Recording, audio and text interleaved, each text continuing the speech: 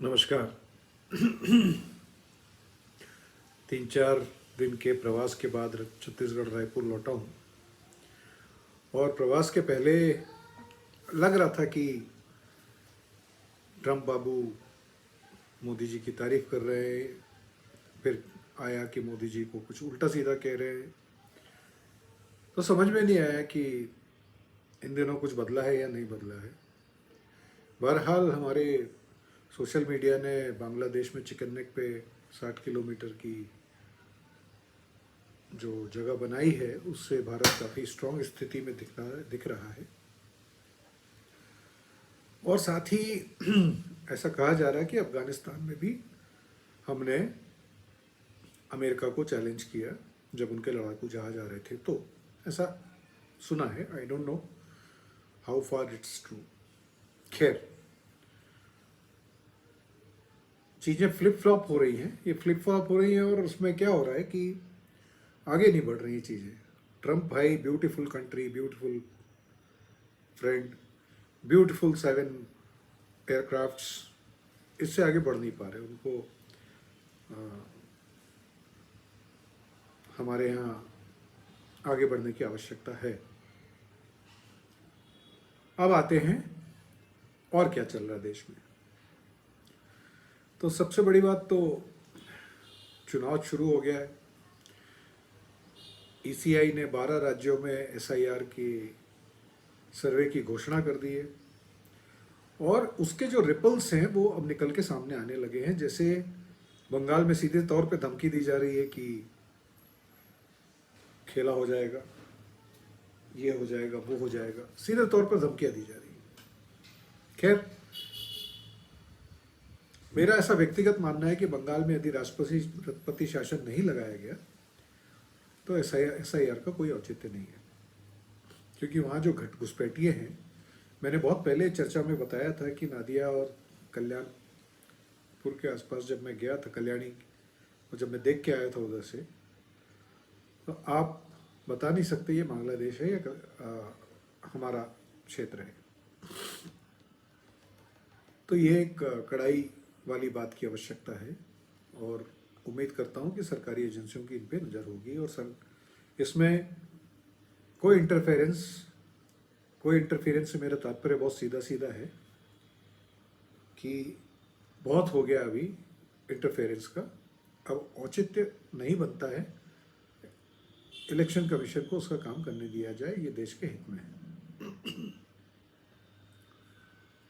अब आते हैं छत्तीसगढ़ पे। रायपुर पहुंचा तो पहुंचने के एक दिन पहले या 2 दिन पहले खबर लगी कि यहाँ छत्तीसगढ़ मातारी की मूर्ति के साथ छेड़छाड़ हुई है। बहुत गलत हुआ। ये वैसे ही है जैसे अम्बेडकर जी की मूर्ति या बापू की मूर्ति के साथ छेड़छाड़ हो। विक्षिप्त मानसिकता के लोग इस तरह के काम करते हैं और उनका ट्रीटमेंट करना चाहिए। माफ़ करिएगा, थोड़ा गला खराब है। बट इसके साथ साथ ये जो क्षेत्रीय स्तर पर विवाद चल रहे हैं अभी कि हम ये क्रांति सेना और वो क्रांति सेना, और महाराष्ट्र से लेके तमाम हिस्सों में जो क्षेत्रवाद चल रहा है, मैं अभी घूम के आ रहा था, मैंने लिखा भी था कि अगर आप महाराष्ट्र के आर्टेरियल रोड्स पे जाएं तब आपको समझ में आता है कि छत्रपति शिवाजी महाराज और छत्रपति संभाजी महाराज ने हिंदू धर्म के लिए क्या किया। आपको गांव के गांव या तो मुस्लिम मिलेंगे या आधे मुस्लिम मिलेंगे, उनके निशान मिलेंगे, और उन्होंने तलवार की नोक पर सबको कन्वर्ट कराने की कोशिश की थी, लेकिन लोग नहीं हुए। महाराष्ट्र में हिंदुत्व है, जिंदा है, और उसका जो जिसको कहते हैं ना संभाजी महाराज की का अंग अंग विच्छेद किया गया था, उसके बाद भी उन्होंने मुस्लिम धर्म स्वीकार नहीं किया। उनके इस त्याग से महाराष्ट्र में काफ़ी रंग दिखता है और हिंदुत्व की जो बात वानगी है वो सब जगह दिखती है। लेकिन दुख ये होता है कि जो लोग कन्वर्ट हुए हैं, चाहे वो महाराष्ट्र हो चाहे वो कहीं और हो देश में, जो भी कन्वर्ट हुए हैं वे आज अरबियों के और पाकिस्तान के सगे बन रहे हैं, जबकि उन्हें मस्तानी के बेटे शमशेर बहादुर जैसा होना चाहिए, जो पेशवाओं की तरफ से, मराठाओं की तरफ से युद्ध लड़ा मुगलों से। बहुत बारीक बात है लेकिन समझने वाली बात है। अब आप गायक पे आ जाएं, योगी जी को गाली दें, फतवा जारी करें, हिंसा करें, उसके बाद आप सोचें कि आपको छोड़ दिया जाएगा, बहुत मुश्किल होगा। चलिए अब आते हैं रायपुर पे।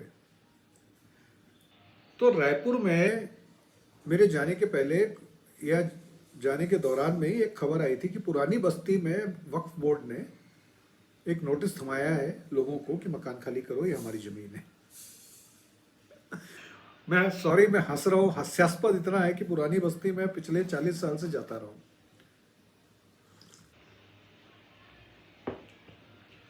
और हिमाकत देखिए साहब, इन्होंने उठा के वक्फ की जमीन उसको घोषित कर दी, जबकि वहां पे इतने मंदिर है उस क्षेत्र में,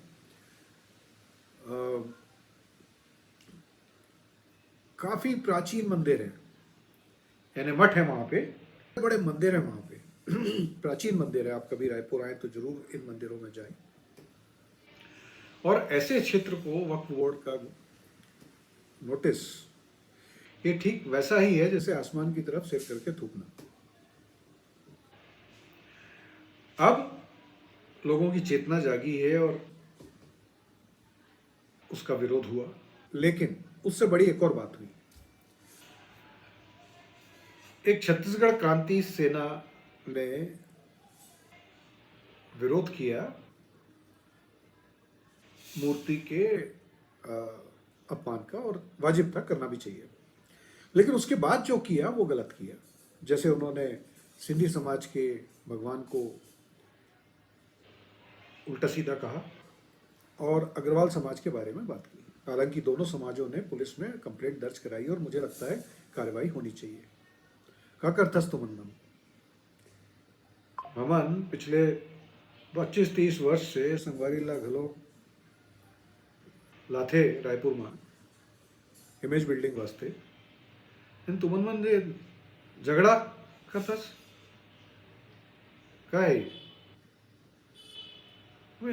तुम्हारा अभी मोदी जी आ रहे हैं यहाँ पे, 25 वर्ष हो रहे हैं छत्तीसगढ़ की के फॉर्मेशन का, उस समय नाटक करना जरूरी है।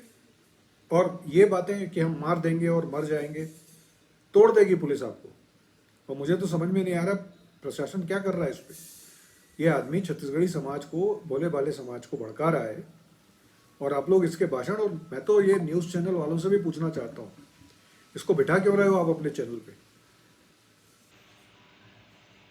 You are provoking him and you are also responsible for this. Don't give him too much of weightage. If he talks about कि छत्तीसगढ़ में मूर्ति का अपमान हुआ है, we are with him. But he talks about people, he talks about others, we are not with him. Rewa के महाराज बघेल हैं, does it mean that यहाँ के भी बघेल रीवा के हो गए? So talk sense. और दूसरी बात, यहाँ पे यही कारण है हिंदू समाज बटा, यही कारण, इनके जैसे लोगों ने समाज को मार दिया। सिंधी समाज हिंदू समाज के साथ काम कर रहा है, अग्रवाल समाज धार्मिक कार्यों में लगा रहता है। मैं इनको सर्टिफिकेट नहीं दे रहा हूँ, मैं ये कह रहा हूँ कि सनातन के ये हिस्से हैं, और आप आके इनको यहाँ से निकालो, उनको वहां से निकालो। अरे तुम हो कौन यार? और विष्णुदेव जी को इस पे कार्रवाई करनी चाहिए। ये समाज को बांटने का जो कार्यक्रम है ये स्वीकार्य नहीं है, छत्तीसगढ़ में बिल्कुल स्वीकार्य नहीं है। छत्तीसगढ़ के लोग, स्वर्गीय खूबचंद जी बघेल, दाऊ कल्याण सिंह जी, इन लोगों ने छत्तीसगढ़ को उस समय, जब छत्तीसगढ़ नहीं था अस्तित्व में, उस समय छत्तीसगढ़ के अस्पतालों के लिए, स्वतंत्रता संग्राम के लिए अपना खून निछावर किया, अपनी जमीन दान की। क्या बात करते हैं ये लोग। संत कवि पवन दीवान जब राजनीति में नहीं थे तब से हम उनको जानते हैं। तो कुछ तो सेंस करिए, कुछ तो सेंस रखिए। और इतना सुंदर है छत्तीसगढ़ हमारा, इसके टूरिज्म पे ध्यान दीजिए। भोरम देव जाइए, भोरम देव को देखिए, इतना काम किया जा सकता है कि मैं आपको बता नहीं सकता। 1 मिनट दीजिए मुझे। Hello hello Hello. Yes. Morning. Suman, I am in the mid of some recording. You give me call after 2 hours. Okay? Thank you. Thank you. So the point is कि जब छत्तीसगढ़ के इतने बड़े बड़े लोगों ने अपना बलिदान दिया है, त्याग किया है, आपका क्या कंट्रीब्यूशन है? पिछले 25 सालों से मैं संगवारी अवार्ड देते आ रहा हूं, अपना पैसा खर्चा कर करके। मैं किसी से कोई मदद नहीं लेता हूं और गर्व के साथ करता हूं ये, क्योंकि हमारे प्रदेश के बारे में ये सोचा जाता था, कहा जाता था कि छत्तीसगढ़ भीलों का देश है, भीलों का प्रदेश है, तीर कमान लेके लोग घूमते, ऊपर कपड़ा नहीं पहनते। उस परसेप्शन को दूर करने के लिए शुरू किया। और बघेल जी, ये बताइए मुझे, कौन आदमी कचहरी पे बैठे रहता था पृथक छत्तीसगढ़ के लिए? आनंद अग्रवाल।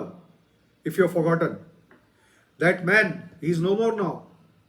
आनंद Agrawal was the person who was sitting in front of कचहरी टुवर्ड्स राज्यपाल भवन वाला रोड। क्या बात कर रहे हैं आप? हमने देखा 40 साल पहले, 35 साल पहले टेंट लगा के बैठे हुए, संघर्ष करते हुए, और आप उनको कह रहे हैं ये परदेशी हो गए। मैं अग्रवाल नहीं हूं, लेकिन मैं आपके किसी भी नैरेटिव को समर्थन नहीं दूंगा और मेरे संगवारियों से भी अपील करूंगा, साहू समाज से अपील करूंगा, बाकी सबसे अपील करूंगा कि ऐसे नैरेटिव को पीछे करें, क्योंकि इससे हमारे छत्तीसगढ़ की इमेज खराब होती है। हमारे यहाँ पता है आपको कितने अग्रवालों ने इंडस्ट्रीज लगाई हुई है? हमारे यहाँ पता है आपको कितने लोगों ने, बाहर के लोगों ने काम कर रहे हैं हमारे यहाँ पे? और ये जो अग्रवालों ने इंडस्ट्री लगाई है, बाहर के नहीं है, हमारे यहाँ के, सालों साल से कर रहे हैं ये लोग। तो गलत बात है और इसका हम समर्थन नहीं करते। और बस हम इतना ही कहेंगे आपसे कि इन सब बातों पे ध्यान न दें। आप किसी भी तरह के षड्यंत्र का हिस्सा ना बने। और सबसे बड़ी बात, सिंधी समाज हमारा समाज है, सारे समाज हमारे समाज। लड़ना है तो ये पुरानी बस्ती वाला केस लड़ो। तुम्हारी नाक के नीचे क्या हो रहा देखो।